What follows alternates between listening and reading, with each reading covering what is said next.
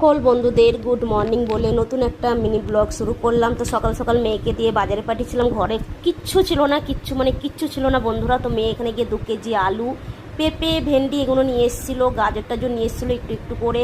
আর বলেছিলাম কিছু চিকেন মশলা কসবাইটা আনতে, কেন চিকেন মশলাতে মানে চিকেনে যদি একটু চিকেন মশলা দেওয়া যায় না, খেতে কিন্তু টেস্টটা অনেকটা বেড়ে যায়।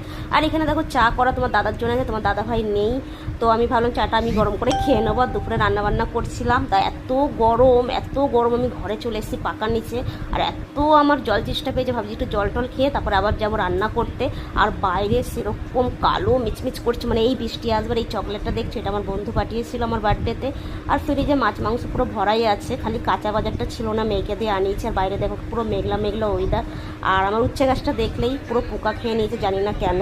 আর দুপুরে রান্না করেছিলাম কচুরলতি আর এই পেঁপে দিয়ে আলু দিয়ে গাজর দিয়ে মাংস, একটা পাতলা মানে ঝোল। ভিডিওটা কেমন লাগলো প্লিজ কমেন্ট করো, ভালো লাগলে একটা লাইক করো। সবাই ভালো থেকো।